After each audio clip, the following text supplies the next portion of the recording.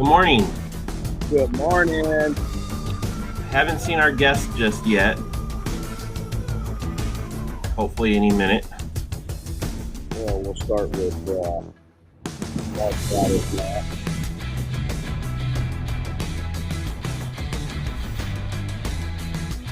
If I can't set me back to the dinner, can't make it on, I'll get some milk and the doctor stuff like that. Okay.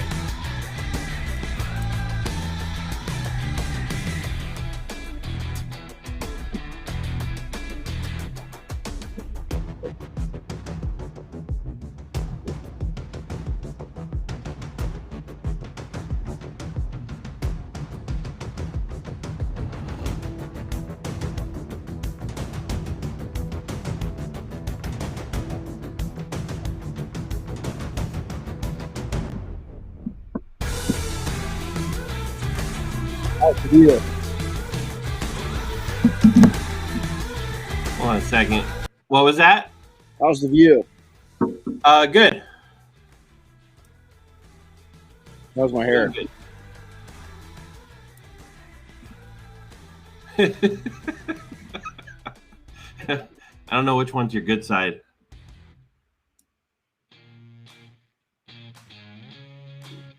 Used to be the right side. Neither.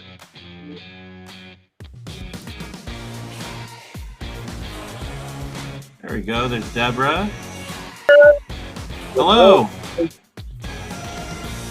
Kind of. You're good. I can see you. I can hear you. Okay. The curtain works. looks a little strange. Well, yeah, but it is better if a bunch of lights coming through. It's better off that way. Yeah. Maybe someone will pop out of it. Good. Good morning. How are you, Deborah? Good morning. Excited to have you guys on. We're gonna have a good time. Thank you so much. No, you're welcome. Thanks for all you do for the industry. You guys are pretty badass. I love doing it. Yeah. My favorite job. Well, it shows because it just comes through that way. So we're excited to have you guys on. So we'll start out. Kind of the story will be is that Chris and I always start out with some small talk. We'll talk probably about last night. Yesterday we had a kind of a first event. We'll talk about that. And we always go into Chris's shirt because he always has a new shirt on. Okay. Chris will go into your guys' bios, and then I'm going to do a personal bio from me, and then I'll have you guys introduce yourself. Okay. So I'm gonna brag about you guys a little bit, and then Great. you can tell us, about yourself, and then I'll just ask you questions, and we're just going to have fun. Okay.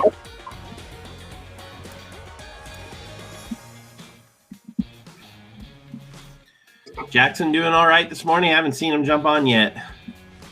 I'll check. I am fine. Chris, just in case he's behind, what we'll do is you and I are just doing our small chat, and then if for some reason he's behind, we'll just go into it with Deborah. And then go. And then once he jumps in, we're going in the conversation. Okay. Kind of thinking ahead.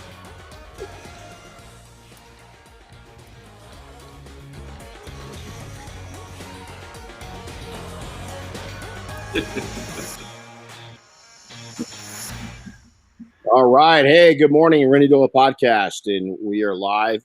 We've got a couple of special guests with us today. But before we do that, Chris, you feeling yesterday a little bit, last night? Yeah, well, it was a long day for us. I got home at about 10:30 last night, but we went out to Corona, California, visited Uber Detail, and we helped them host the first ever Legend ceramic coating certification event. Shit. So this was not a training; it was an opportunity for detailers to show us what they've got, so they can get listed as a certified provider. So yeah, we got. I'm talking slow. I've got caffeine. I actually made a press this morning, so it's pretty wicked. But yeah, I got home about 11, but I had to drive up, man. There was nobody on the road, so I am not implying we broke the speed limits on the way home. Nor did my car still smell like clutch and tires when I got out this morning. At the time. So okay, Chris, you got Well, there that. you go. I've seen now. This is a shirt I've seen before because you got like 900 of those things. So Yeah. what this time? Well, this is a Ferrari 250 GTO. Pretty cool car. I think they made only like 36 of them, and they believe that they're still all out there. That every one of them still exists. Wow. But here's the cool part. I don't have my notes in front of me right now. The guy that owns, I think it's David McNeil, that owns WeatherTech floor mats. Apparently, there's good money in floor mats. He bought one of these for $70 million. I'm in the wrong business. They think it's the most expensive car ever sold, at least that they know of. Wow, 70 million. Yeah. I know of one that sold for more, but I can't talk about it. You know about it. You've heard the story. It's in Germany. I can tell you that. Seen it. I've touched it. Pretty cool. So, you know what? 70 million. Good for him. I mean, he's somebody, an entrepreneur that went out and he or she makes it happen, and they spend 70 million bucks. Yeah. I know this. I've contributed to WeatherTech, being able to do that. So he probably, I don't know, maybe $4 went to the Ferrari. So good for him though. So we've got a couple special guests on. We're waiting for Jackson. We're going to start up with Debra. So Chris, you want to read her bio real quick for those that don't happen to know her, which you should. If you're in this industry, I'm embarrassed. No, You're embarrassed? Well, cool. this is our guest this morning is Debra Gorgos. I pronounced that right? Mm-hmm. Did I? Okay, good. So she's been writing about the detailing industry for quite a while now. I think about probably almost coming up on 15 years, since 2008. She was editor of Professional Car Washing and Detailing magazine. And then in 2015, Jackson reached out to her and invited her to join and become editor of Auto Detailing News. So that's a little bit I got about her.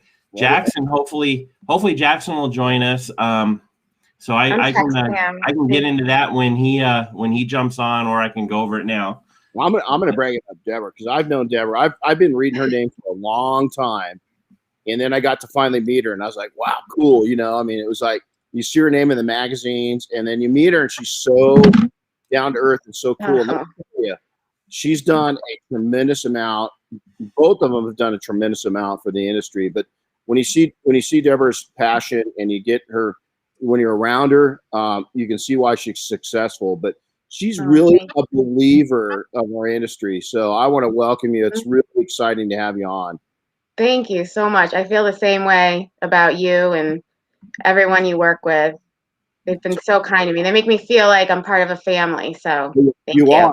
You've helped build that family, and in the industry, because we've become, we used to be, you go back 2008, we're a lot tighter and smaller and, not successful, and people were still struggling. We're kind of janitors, and we were coming out of that phase. There was a few people that were really turning it into, an actual, big time legitimate industry, but it was at base camp for all of that, when you met us, and you've done a huge. Now, I got to tell you, I'm gonna go completely off topic. This isn't on our show notes or anything.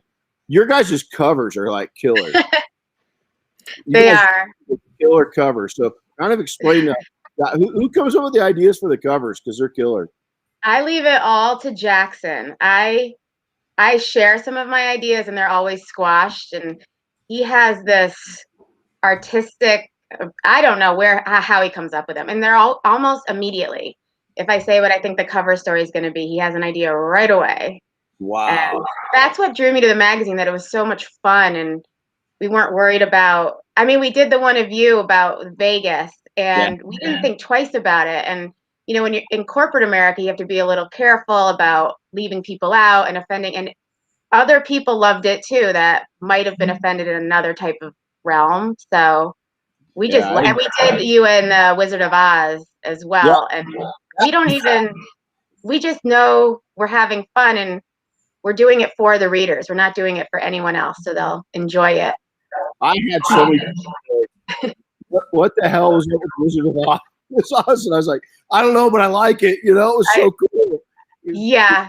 It's a little trippy. Sometimes I see him or I don't know how they'll work out, but he has this mind that works that way.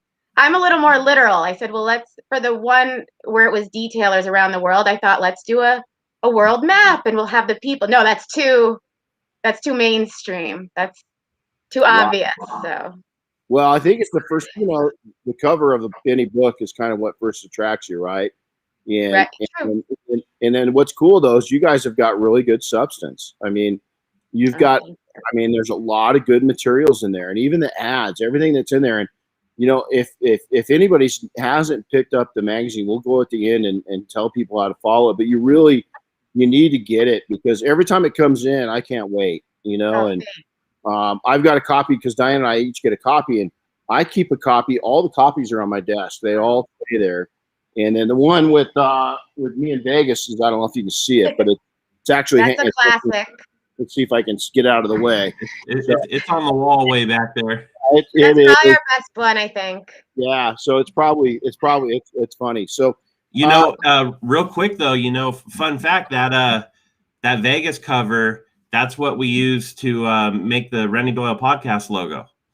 Yes, yeah, that's great. So, yeah, we all want to share. There's no competitiveness. There's no ownership. Yeah. It's just we're all having fun. And what I like about the magazine is I'm allowed as much space as I need to tell a story. So it's not like Jackson says you only get 500 words for this story. If someone has a story to tell and it's going to go on and on, he says, let's make room, because it's all about the person being interviewed and getting that story out to the readers. So he's always said that's all that matters, is that we cover everything they want to cover and share everything we can. And he'll never cut a page, and he lets me, it's open-ended, which I love as a writer. That's cool. Hey, we've gotten and I can't tell you what on the air, but off the air, I'm going to take and put an official invite out to you, because you know what? You're going to fit right into it. We're going to make it happen next year. Let all this COVID stuff calm down. But you're going to get an invite, because I think you'd be dynamic as all get out to get involved. And so when we get off the air, you and I will talk, and I'll tell you what it is, and we'll get working on it. So where are you out of? Where's home? I'm in upstate New York, about 2 hours from the city. And it's a cold day here right now. So. Oh, is it really? It's 50 degrees and it's freezing. The sun's shining, which is nice, but it's cold. It was a long winter. Wow. We had a pretty mild one out west. We didn't have we had a little above average snow, but we got it in a couple of good whacks and it went. So let me ask you so your background, writing and so forth. And so what led you into this whole industry, in the car washing and then into detailing? I was a journalism major, and I got out of college, and I had a few newspaper jobs, and somehow got into book publishing. And then those jobs were getting smaller and smaller, and I got nervous, and I said, because a lot of jobs were going overseas for editors. So I got out of that and got with Water Technology magazine, which was good. I mean, that was great. It wasn't as many storytelling opportunities. It was more factual. And then the editor, professional car washing and detailing, worked another row over for me and tempted me to come over to that magazine. And that was about 2008, I believe. And back then, it was a few people I could interview. One of them was Prentice St. Clair, and Bud Abraham was a columnist. So when I got this job with Jackson, Prentice was one of the first people I called and said, what do I need to know? Tell me everything, what's going on. And I called Robert Andre because he was president of the IDA at the time. And they gave me this Rolodex of people. They were so welcoming and optimistic about it. And then I flew out to Mobile Tech Expo in Orlando. And then it was at the Caribe Royale, I think. Yeah.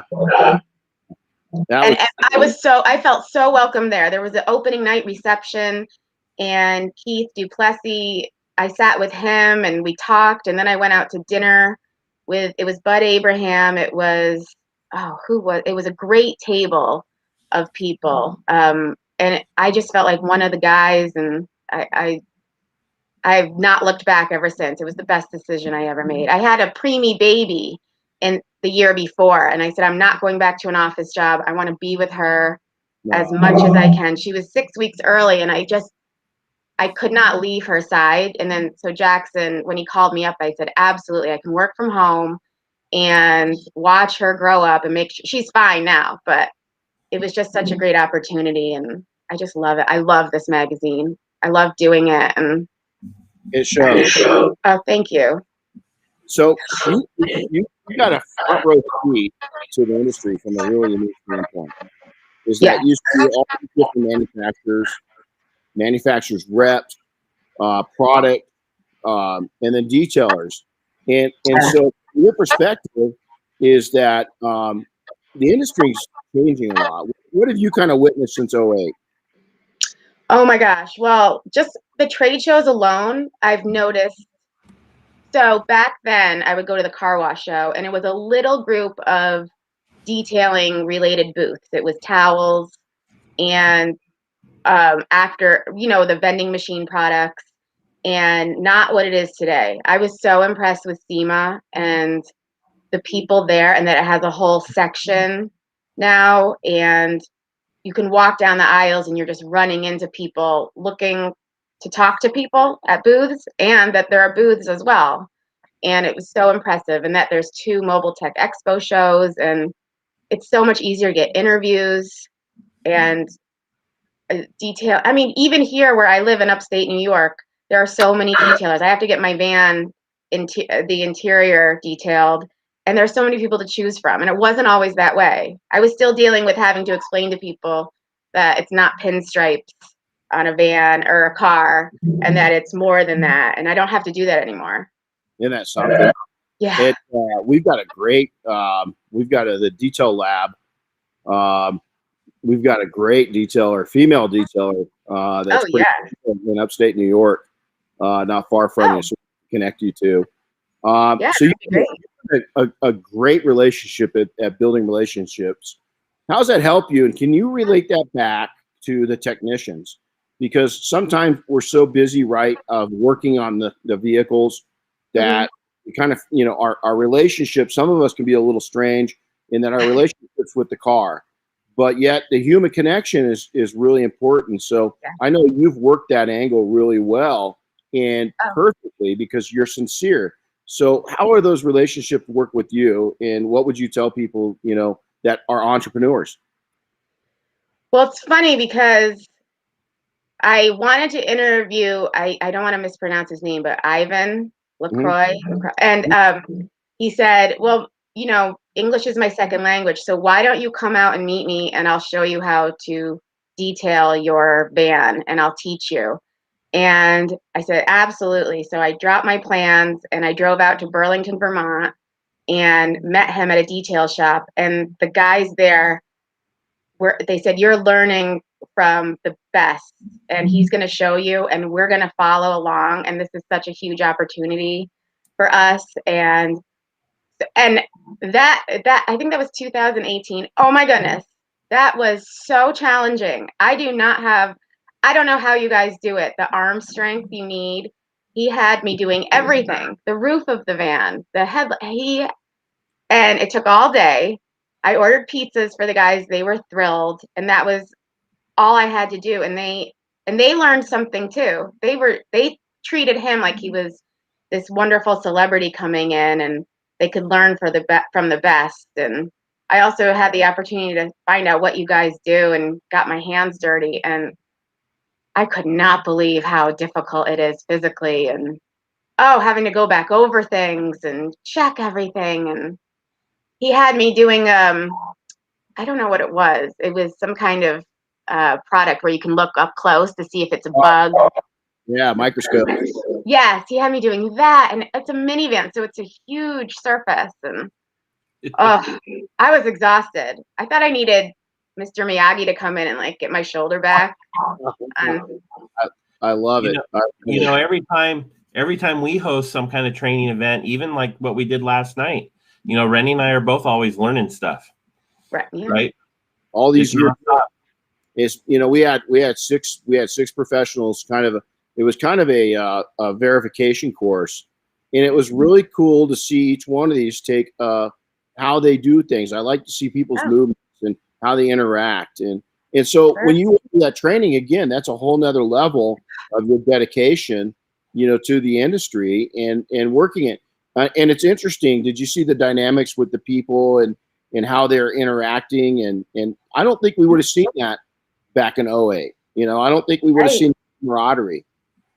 Yes, and that you can recognize people behind the scenes as you can know their face and know their name. And these detailers at this shop in Burlington knew who he was and were so thrilled he was there. And it was such an honor to be there. And they learned things too that they didn't know from that training. And I know parts of the vehicle are changing. There's, the matte finishes now. So they have stuff to learn. And it was, I could not believe it. I got that opportunity. And I got a free detailing job too. I mean, it wasn't free. The labor, oh my goodness. I tried to switch hands and use the rotary buffer with the other hand. I couldn't do it, and I was exhausted. A big part of what we train in our training programs is proper ergonomics, because so many people in this industry and 10 years later, they're destroyed. Their body's destroyed. Right. And you've got to do it right or you're going to destroy yourself. And these young guys and gals don't think, they don't think so. They think they're they're super creatures. Yeah. But, even the most fit people, it can destroy your body if you're not careful. So let me ask you this. So major events, you mentioned SEMA, Mobile Tech. So what have you seen in the attendance is way up for detailing. You go back to 08. Oh yeah. We didn't have a whole lot of, our first, when I met Jim Gogan's a good friend of mine. And we hung out with a really small crowd of detailers that we used to go to these events back in 05, 06. And I remember we would get like maybe 8 people together. Mm-hmm. And that was all that we could muster up. Now, hey, Chris, how many people were at our party this year? The industry party on Wednesday, it was like what, 500 almost? Oh my goodness. It was insane. It's changed. So can you see a difference in people's mentality? Are you, even from the manufacturer standpoints and even from the detailer standpoint, are we getting more sophisticated because we are attending these events? Do you think it's helping? Yes, absolutely. I did worry when I first got the job because I was going back to my professional car washing and detailing days, where it was a bit of a struggle getting people to interview. And some professional detailers didn't have websites, so you'd have to really ask around and people would have to recommend other people and you couldn't find them on the internet. I mean, the internet wasn't what it was then that it is now, but I was a little up. And then I went to that Mobile Tech Expo and I thought, I'm not going to have a problem at all. This is amazing. There were so many people and people were recommending other people. And Jim Gogan was really great. He actually walked me around at the 2017 show and introduced me to people, which was such a gift because everyone's busy and they don't know who you are always when you're approaching the booth. And I didn't want to take away their time. And Jim would just kind of sneak me into the side and give them my business card. And I have a big basket of business cards of people I can pick from to interview from. And it's just, there's not enough. I wish I could cover more and more and more and more in each issue, but we do 4 a year. So. Well, we call Jim Gogan the giant of the industry. Oh yeah. Because, he's very well known, but Jim's doesn't toot his own horn too much. Mm-hmm. And he's such an ambassador. And it warms my heart to hear that I didn't know that he'd taken you around. And let me tell you, you're privileged because we kind of know that Jim, when he gets to shows, can be he gets a little irritated if you try to hang out with him. because he's got an agenda and he knows where he's going, and you can't screw with him. So the fact that you got personal time on the floor with Jim Gogan, you're one in a million, because I can't even get that, Yes, and thank you, Jim. I think I saw him in the chat on the side. I was so grateful, because I'm a little the same way. I don't want to force myself and take up people's time. I'm a little more shy. So that was wonderful. And I don't want to come off smarmy, like, hey, give me your business card. I'll call you, the double air pointing. So I'm not like that either. Going back to when we first met, though, I think that's what made you, for me. I remember you standing there and I was talking to somebody. I can remember it clear as day. And you looked over and you were just patiently waiting. You're checking things out. You're fitting right in. You weren't like sitting there, waiting. Yeah. Is you were so, I don't know. It was very wholesome. And that people can learn from that is when I've pushed myself in a relationship. Sometimes you have to, right? But a lot of times when you're just professional and you are who you are, it works out pretty good. And you're a fine example of that. Thank you. I feel like everyone was so busy, which was another sign of how things have changed. And I didn't want to take away their time either, because it was just a mad hustle with the doors open and everyone had people lined up at their booths and stuff like that. So I can honestly tell you, we can't wait to get back, right? I know. SEMA is that from Tuesday to Friday, I don't remember it. It's all like one big reel, on a movie projector just going. And it's great. I remember the days of going to SEMA and being able to kick it and see friends, and you could go off and talk, and Jim and I go to classes, and those days are gone, Right. And how blessed are we to have those days gone, to where so many of us are just, it's so busy. So exactly. Pretty exciting. So Chris, this is some takeaways now. We're going to take in, we'll have Chris run us into this.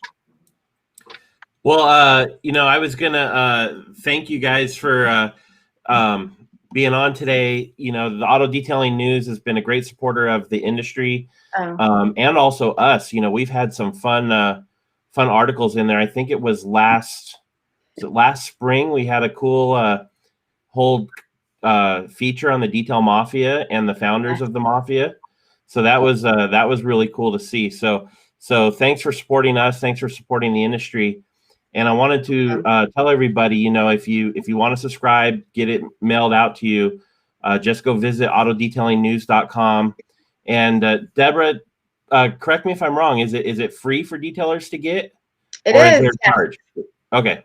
It's free. It goes to every member of the IDA already. So if you're not a member, just go to the website and contact the publisher. Wow. Or you can write me. There is a contact page on the website, and your guys' emails are listed there. Yeah. So it's real easy to reach out and find these guys. So right on. So let's go into the takeaways. These are some important questions I want to ask. And it's hard to say because I just watched Warren Buffett. This first one is that he was asked almost the same question just a few days ago. Is looking ahead to the economy. Is that from your perspective? What are you seeing? What are you seeing for the economy? It's been so. I feel as if the industry, the guys working in the shop, I don't think they've been affected too badly, because the germ factor of the past year has been, just as a mom and who hangs out with other moms, we are grossed out by everything we've learned from the past year and what's happening with germs, and everyone is realizing how important it is to have a clean interior. So I think there's been a benefit in that way. And, look at Clorox wipes and Lysol wipes. You couldn't find them for a while. So everyone is definitely more interested in having a clean interior. So other than that, we've had it's been a rough time, not for the magazine. The magazine's doing great, and we're so grateful to our advertisers who have stuck with us. And I see things turning around, and I'm that's my greatest hope. I mean, I don't know. I was raised by a World War II veteran, my grandfather, who saw a lot, and he always stayed positive and said you still put as much work into everything you do, no matter what's happening out there. And if something happens and you lose your job or you lose a client, you still have to put on a brave face and not let it get to you. But Move my heart ahead. goes out to anyone who's struggling. Well, I always think that I think we're heading in for some pretty serious inflation. We can see it. Raw material costs are escalating, pretty rapidly. Yes. So, our product costs really in our industry, labor's, the highest cost over anything. And so really, I think if you put it in perspective is this way, is that, we could be in for some interesting times. Yeah. When Warren Buffett says that they don't know what's going on, and he's kind of like, I'm sure he's got an idea, but this whole epidemic has kind of changed things for a bit. So I think you just hold on and you keep your spending conservative, and you don't go crazy, and you just keep building relationships. Exactly. Building each other up, smile, and make your own life great. And it's. I miss seeing people under the mask. I miss the smile, the strength. Yeah. Oh, my dog just knocked over my lamp. Sorry. I have a golden doodle who won't leave my side. He opened the door. He just opened the door to the bedroom. I love it. I love it. I have 200-pound labs, and the girl, she always likes to come into the there he is. Yeah. She always likes to come into the bathroom, and she shuts the door behind her. Yes. Yes. It's crazy. They find a way. I've watched those hidden camera videos where you see what happens when you're not there. Yeah. And dog sneaking out. This dog does not leave my side. He's my shadow. Yeah. Usually we've got 4. Usually one of them is running around me in the shop, but they all took off because it's a pretty day, so they didn't want any part of this. I don't blame them. So, it's not a pretty day here. What do you wish you would see more of within the industry? Is there anything that you'd just like to see more of? That's a good question. I think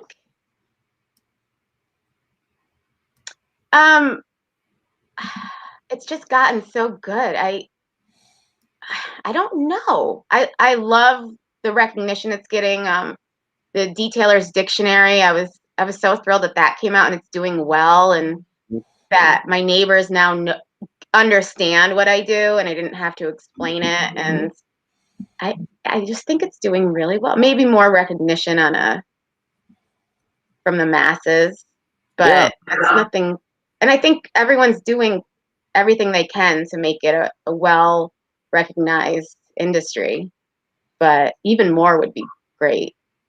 I think so. I think a lot of big attention coming our direction, as we've legitimized. I think there's a lot of things that have done that. The entrepreneurs, get this. We just had in the training before last, our level of educated professional coming in here is insane. We have an attorney that's getting into detailing.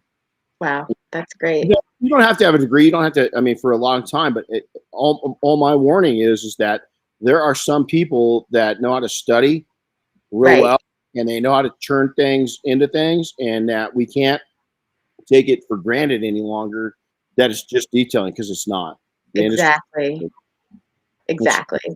So any good piece of advice that you've ever been given that you'd like to share with the people?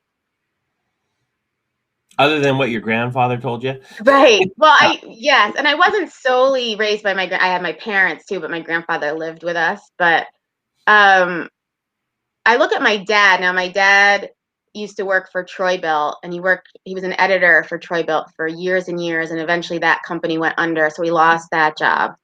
And then he got a job at a book publishing company.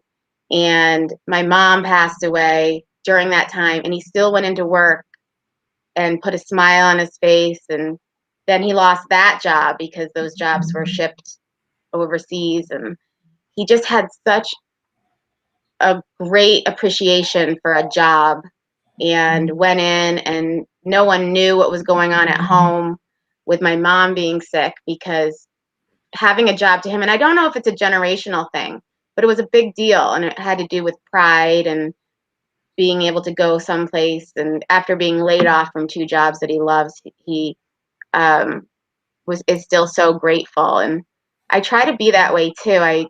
I'm so grateful for this job. I try to show that appreciation in everything I do, and no matter what it is. And I've had some jobs that I hated, but you wouldn't have known it. I was a bartender, and I'd have to clean up after wing night, and I did it with pride. And I always said thank you to my boss, and it was disgusting.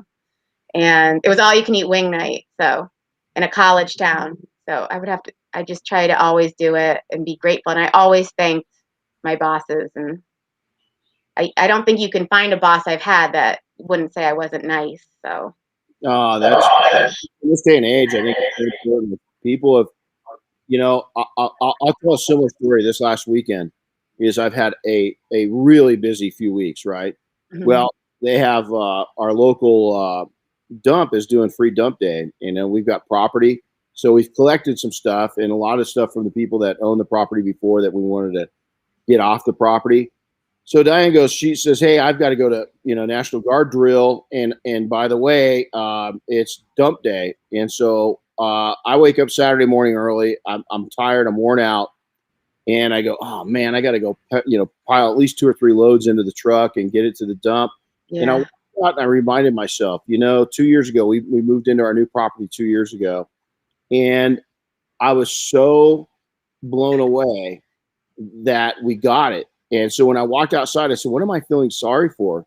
Right. I get to the property I love, and it was the best dump runs I've ever done. Yeah. Sure. I mean, I just got my attitude right, and right. Sometimes you just got to get your attitude right, and look at where you're going. Yeah. Being thankful goes a really long way. I mean, it changes everything, right? When you're thankful for the things you have, the things you've accomplished, the people around you, all that kind of stuff, it changes your attitude, right? It puts a smile on your face.